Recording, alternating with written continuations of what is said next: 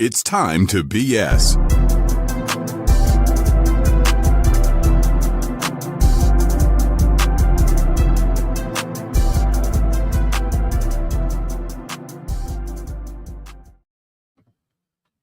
Welcome aboard, ladies and gentlemen, to another live edition of the Isle of BS.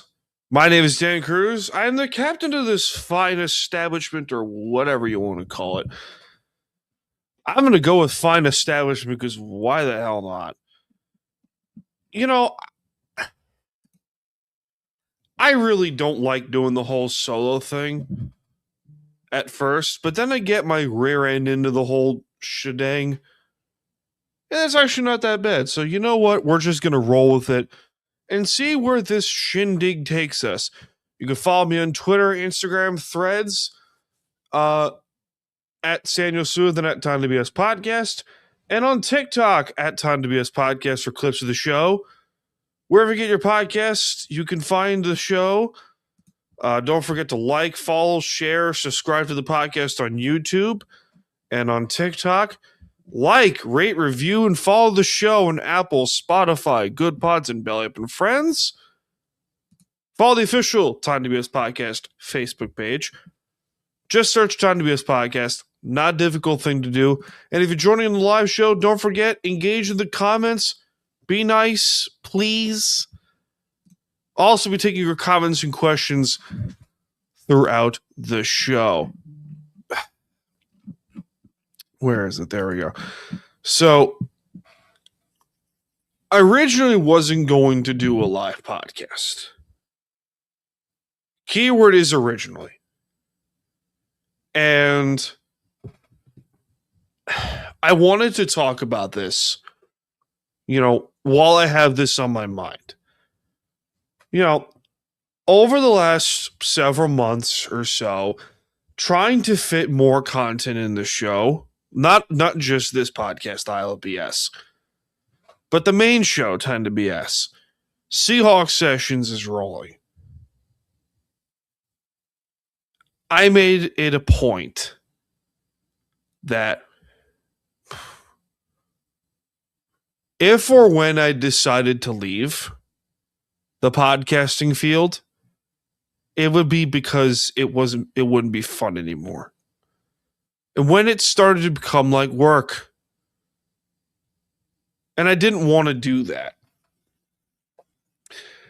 I was at one point recording 3 shows a week, and then I got burned out. I wanted to get Isle of BS up and rolling. I had a vision of what I wanted to do with this particular side of the program. I had a vision of what I wanted to do with Time to BS. I had a vision of what I wanted to do with BS Sessions.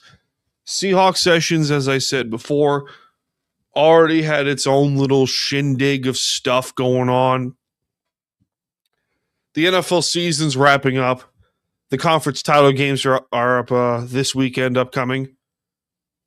And I was at that point of, what now? So I think it's best to say what I wanted to do, what I'm going to do from now on in this program. And I think I'm just going to get out of the gate. I think I'm going to bring back the live program for all 3 podcasts. I'm going to record 1 show of its kind per week. Isle of BS once a week. Time to BS once a week. Seahawks Sessions once a week. Maybe keep the post-game show. I'm not 100% sure. I am the captain of this fine establishment, so I can do as I shall please. Without seeking whatever you want to call it, affirmation, or I don't even know if that's the right word, but you know what I mean. My point is whenever things start to become not fun or start to become too tiring, I try my best to change it, however that may be. So, leave it as it may. I'm going to be doing this show hopefully for the next long while. However long I decide to do it, I'm going to keep doing it. But we got a show to do, ladies and gentlemen. So we got some news around the NHL. Not a lot of stuff has been going on because the Olympics are coming up. The trade deadline's coming up. So we got some news heating up a little bit, but not a lot is going on in the world of hockey. What we do know, Columbus decided to fire head coach Dean Evason and replace him with Rick Bowness. Okay. I'm not an Islander fan. What? Brain? What? What was... Hold on. Did I just say that correctly? What? Tell me I'm joking. I'm not joking. I know I'm not a Blue Jackets fan. I know deep down, I know I am not a fan of the Columbus Blue Jackets. I feel so bad for their fans. It seemed like over the last 10 plus years, next to nothing has gone right for them. You know, yeah, they pulled off that immaculate upset of the President's Trophy winning Tampa Bay Lightning via sweep that one year. They had to destroy the Lightning. But other than that, what do you have to offer? I know, here's the thing. When Columbus fans, when the Columbus fans have something to cheer about, they show up. That's the weird part about Ohio fans, or the Ohioans, or whatever you want to call them. When their teams are good, they show up 90% of the time. And then you get the pessimistic fans, they're just like, I don't know. If you want any proof, look at the entire city of Cleveland. Seriously. That's all you need to know. The Blue Jackets are stuck in absolute limbo. Absolute freaking limbo.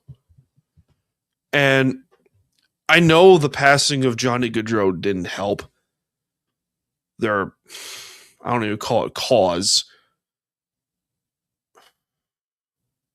But if you're a fan of the Jackets, where do you go from here? Like, where do you realistically go?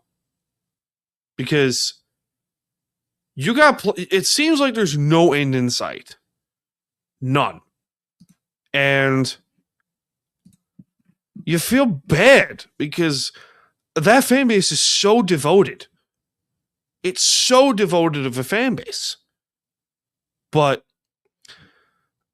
I don't know if relocation's going to help. Just getting that team out of Columbus, moving into Quebec. Knowing the NHL, they might move the Blue Jackets to Phoenix, which would be terrible because we have shown proof that hockey, unless you're in Vegas, does not work in the desert. It does not. So, it stings is all. It stings. I have a question for Los Angeles Kings fans, and there's quite a few of you I've seen on Twitter that are losing your ever-loving minds. When are they going to blow this ship up? When are they going to blow it up? They picked a really bad time to have such a dog crap season. Like, picked a really bad time. I spoke to Jack. Who, resident Kings fan. Even he was like, they need to sell, like, the whole team. It's bad. It's really bad over in Los Angeles. And they're in cap hell. It seems like they have no talent coming through. You traded Pierre-Luc Dubois for nothing. For virtually nothing. Like a bag of potato chips and a burrito. That's what you traded him for. Jonathan Quick has been succeeding elsewhere with, the Rangers, and we'll get to them. Don't worry. I think they scored the 5th fewest goals in the league, but they've also given up top 10 fewest goals in hockey. So whatever the hell they're doing, it doesn't make it drop a damn sense. Because they're not winning a lot of games. They're not. The last time I checked, I think they are 6th in the Pacific Division. Let me check the almighty stat machine for Crafts and Eagles. Why does the ESPN app never work? Stupid technology. I know I'm not supposed to make fun of, Disney. Because, apparently you're not supposed to make fun of them at all. Okay, here's the weirdest thing in the world. They're currently at a 4-way tie for third place in the Pacific. That whole division's a crap show. It just flat out is. And, yeah, here we go. They scored 125 goals, but given up 136. So they don't give up a ton of goals, but also don't score a lot. I have no idea what you should do if you're the general manager of the Kings. No idea. What do I know? I'm just a fan. I'm a hockey fan. Yeah, I'm an Islander fan, but I'm a hockey fan. I'm also a dude that's in front of a microphone that just decides to talk up his rear end. Because I can. I absolutely can. Oh, boy, oh, boy, oh, boy. Anyway, I don't know. It's hard. I don't really pay attention to a lot of the league anymore. It's hard to pay attention to the entirety of the football season and then try to pay attention to the entirety of the hockey season while football is going on. Do you understand how hard that is? That's why when you make fun of guys like Stephen A. Smith for you don't watch the game. I'm sure he doesn't. And especially in real world situations where you work a job, you got stuff going on. You got a lot of stuff going on. And then you try to fit time into watching 17 sports leagues at once and keeping track of them. Good God, I'm shocked I don't have an aneurysm yet. But whatever. Anyway, the New York Islanders are continuing to win, and they have shown a lot of development throughout this season. In, 47 games played. Well, 48 as of later, at 10 o'clock at night. They're in Vancouver tonight. Okay, that's awesome. 47 games played. They have 57 points. They're currently second in the Metro Division, behind Carolina.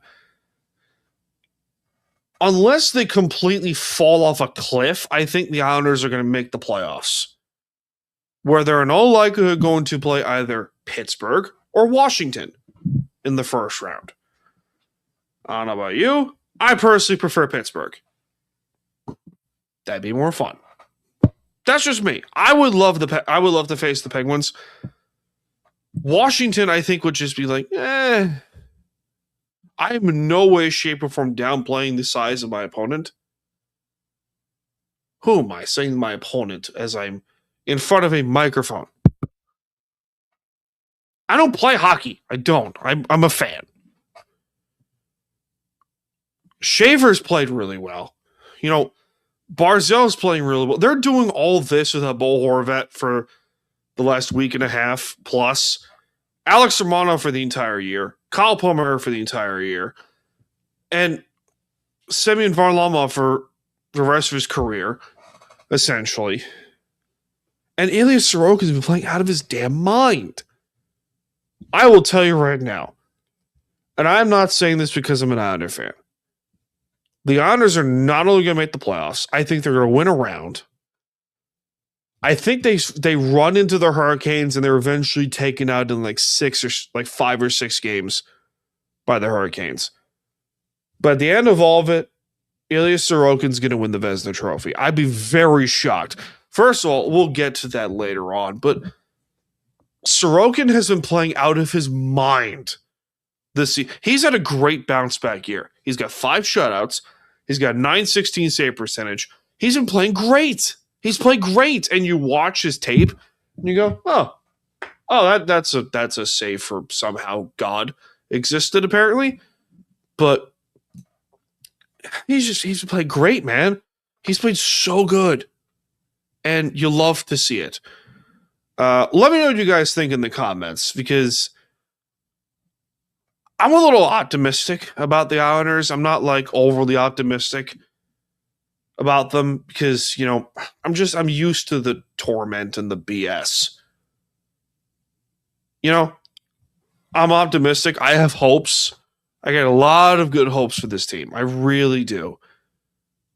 But I don't know. Hard to tell. Patrick Waugh has proven that he's probably the right coach for the job. There were a lot of fans,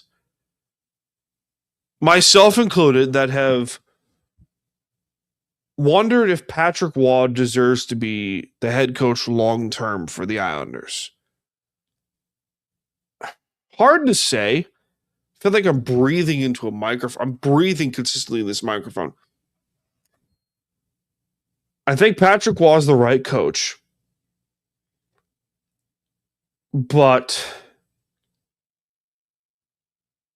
if they fall apart in the next 2 months, I think you should make a change. But the Mets are so much of a dogfight that it really wouldn't matter. I don't think you're catching the Hurricanes for the Metro Division lead. I think you're going to stay where you are in second place. And you know what? I'll take it. I will take it absolutely I will take it. No debate there. I will absolutely freaking take it. And I'm so in for that because playoffs at UBS, give it to me. Give it to me. All right, we're going to take a quick break before we go off for the Maple Leafs and the New York Rangers. But before we talk about the New York Rangers and so forth, we got to take a mandatory network mandated advertising break. So that being said, be right back, ladies and gentlemen, after a word from one of our sponsors. This show ain't free, so time for some ads. Righteous Felon Craft Jerky is the official jerky of Belly Up Sports. For over a decade, Righteous Felon Craft Jerky has led the American meat snack revolution by concocting delicious, adventurous, U.S.-sourced jerky recipes for uncompromising carnivores across the country. With 15 different flavors to choose from, Righteous Felon has all jerky lovers covered, and by using promo code BELLYUP, you will get 15% off your purchase at RighteousFelon.com. Do your taste buds a favor today and rip into a bag of Righteous Felon jerky.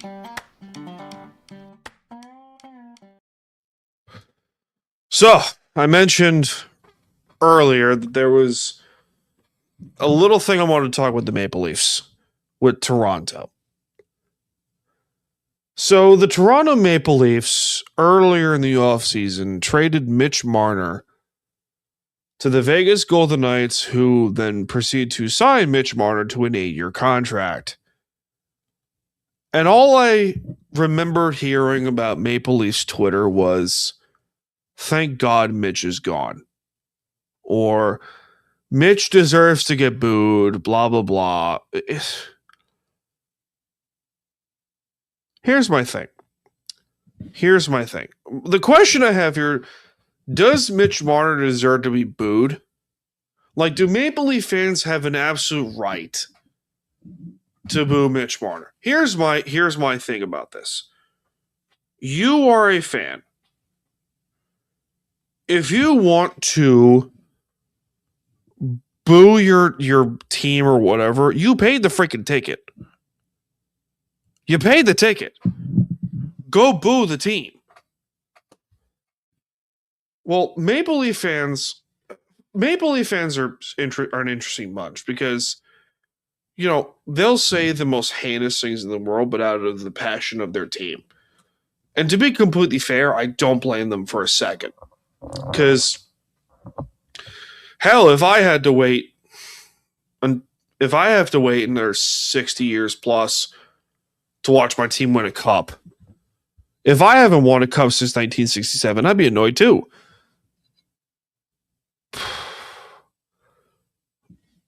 I don't know. My thing is, you paid for the ticket, you deserve to boo him. And for Mitch Marner to come, like, I know bits and pieces of how this relationship soured between Marner and the Maple Leafs. I know bits and pieces. Because obviously, we don't get the Toronto media circus down here on Long Island. We don't. I do speak to a couple Maple Leaf fans, and even they say the same thing, which is Marner is one of the greatest players in franchise history for the Maple Leafs. However, the dude becomes a ghost come playoff time. When it matters most, he disappears. I don't know why that is. I don't know what causes him to get to that point. I don't think you're booing Marner, you're booing his camp.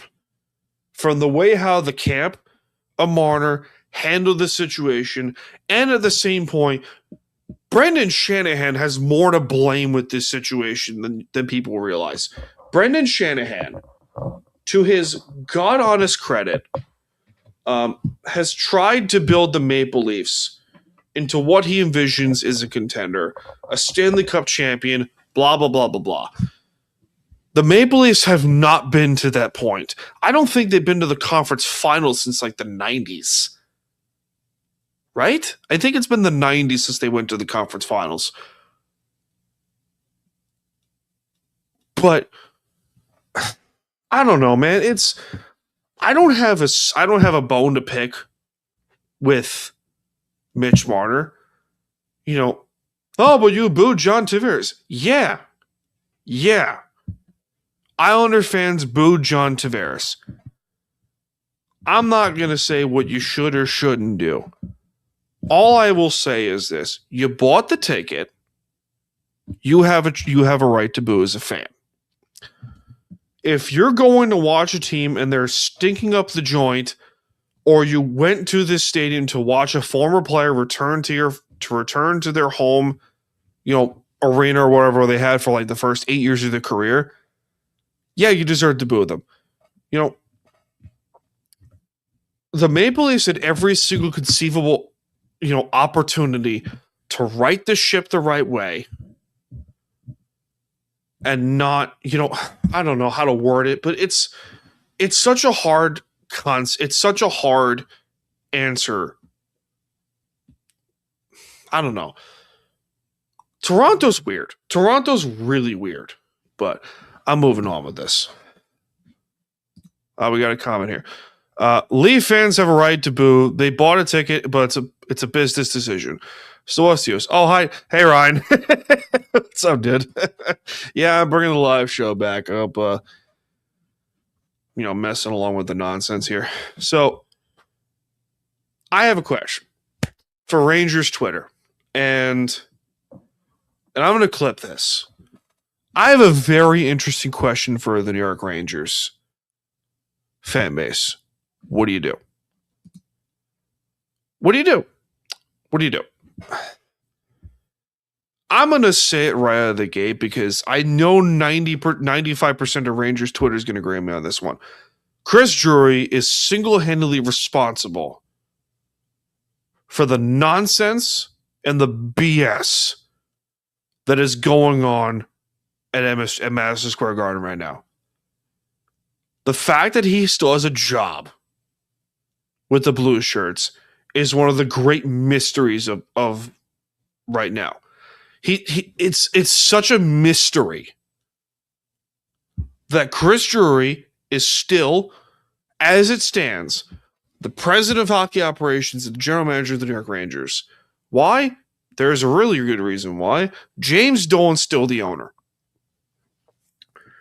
And I know it's the Rangers, and I know I shouldn't be, I should be laughing with my arms in the air and saying, oh, you deserve this. No fan base of a team deserves, especially Rangers fans, deserve the nonsense and the BS coming to their way. The question here is, how do you right this ship? For one, Drury's got to go. Drury absolutely needs to go. how they somehow just tank the ever-living daylights out of this season. But the problem here is, and this is where I don't know what you do if you're a Rangers fan. I don't know what you do if you're the New York Rangers as a whole. But the only other option was to fire Drury, because I'm gonna break this down exactly why Drury deserves the majority of the blame. 2 years ago, the New York Rangers were in Game 6 of the Eastern Conference Finals, President's Trophy winners. They had a rebuild going that was on the right track. 2 years prior, they made the Eastern Conference Finals against, Tampa Bay, where they effectively lost to the two-time defending champion Lightning. And then if your Rangers Twitter was all going off and saying, you know what, they really have a right foundation going here. Jacob Trouba was a really hard-hitting defenseman. Igor Shesterkin won the Vezina Trophy. Adam Fox won the Norris Trophy. Artemi Panarin was playing out of his mind. Mika Zibanejad was playing great. They had talent everywhere. And yet, Chris Drury decided to go and take this delightful little sandwich that was beautiful. It was a well-constructed sandwich. All the meats and the cheese and the veggies and the toppings. It was beautiful. It was a Scooby-Doo sandwich. You know what I'm talking about, guys? The big old Scooby-Doo sandwich that you saw in the cartoons as a kid, and you're like, oh my God, I wish I could bite into that sandwich. It's so beautiful. And then you bite into the sandwich. It's so beautiful. And then what Chris Drury does is he takes that sandwich and he throws it in the river. He throws a beautifully constructed sandwich in the East River with all the sewage and the nonsense and the bodies, probably, and everything else going on in that river, and it's ruined. It is ruined. And they won't fire Chris Drury because James Dolan is an idiot. He's an idiot of an owner, and he won't do it.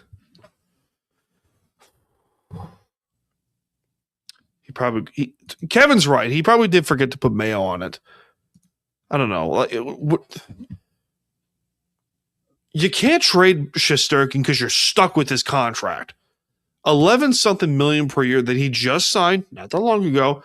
You can't trade the guy. You probably can trade Panarin. Speaking of, but I don't know what you do here. I don't know what you do. Because you could put out all the letters all you want and say it's a retool, it's a retool, it's a retool, it's a retool.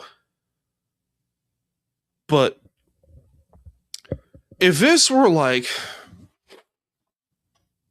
what's a great example?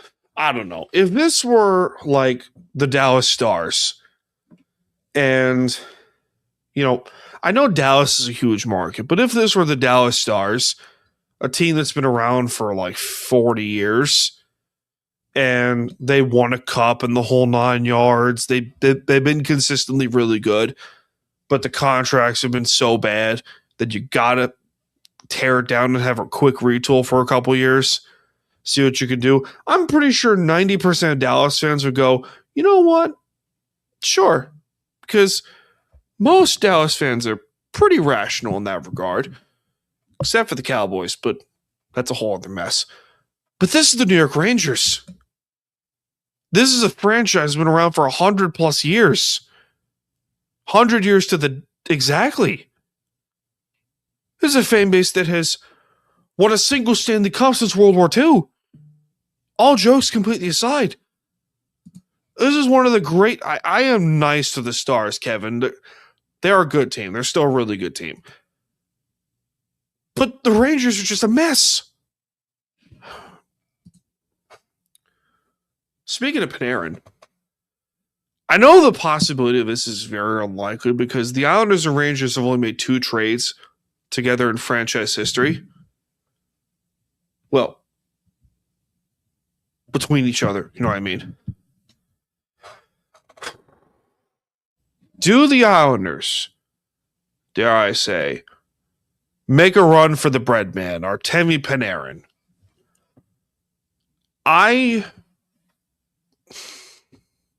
No. No. I don't think you make a trade for Panarin unless if the price is right for the Islanders to go to the Rangers and say, hey, we will take the contract of Artemi Panarin off your backs if, in return, we give you Jean-Gabriel Pageau and Anders Lee, because we're going to have Bo Horvath coming back, Barzal's on the second line, Richie's on third, McLean and Cizikas is on fourth line. So your center depth is fine. It's whatever. But they also need like a 40 or 50 goal scorer badly. But I don't know what you do. I don't know what you do if you're the Islanders in the trade market, because this is such a saturated market this year. We saw Rasmus Anderson get traded from Calgary to Vegas. But it really doesn't, I don't know. It's hard to tell what the Islanders should do. But I don't know. It's Panarin to the Islanders would make a lot of sense, but who am I kidding? All right, before we close up shop for the day, let's get to time to Q&A, questions, debates, and comments we'll take throughout the show. Question number 1, who is your pick to win the Vezina Trophy for the best goaltender in the NHL this season? I know Scott Wedgwood and Mackenzie Blackwood for the Avalanche are both playing out of their marbles, and they're probably going to win the Jennings Trophy. Probably it's going to happen. Vasilevsky's been really solid for the Lightning. I think Sorokin's winning it. I really do think Sorokin's going to win the Vezina Trophy. I'd be pleasantly surprised if he doesn't win the Vezina, but I've been wrong before. Who wins the Hart Trophy in the NHL, for the NHL MVP? Who's my Hart Trophy pick? I think Nathan McKinnon gets another one. He's been phenomenal for the Avs. I know Macklin Celebrini got 71 points for San Jose so far, and he's single-handedly carrying the Sharks. But I don't know, dude. It's a toss-up between McDavid, Celebrini, and Nathan McKinnon. It's a toss-up. Who's my sleeper team in the playoff team in the Western Conference? Seattle. The Seattle Kraken. Either them or San Jose. I think San Jose has more upside, but the Kraken, the whole Pacific Division is a mess. It's a bleeping mess. So that's the next question. Who wins the mess that is the Pacific Division? Until proven otherwise, it's Vegas. Which I get that, there are fans that have their distaste for the Knights, and I don't blame them, but whatever. Vegas will win the Pacific. Final question.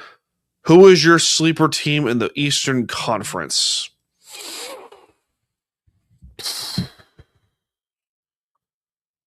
There's a lot of them.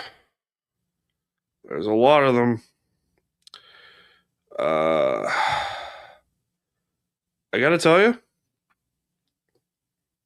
maybe the Sabres. Buffalo has been going on a run lately. And you know what?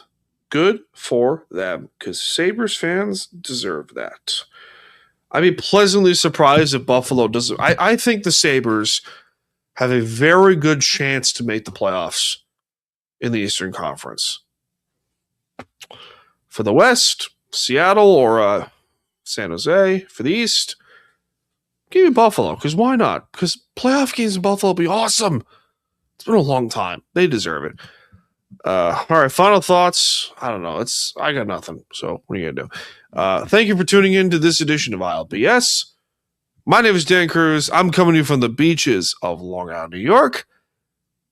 I'll see you all in this live, and most certainly the next one. Cheers, everyone. Have yourselves a wonderful night.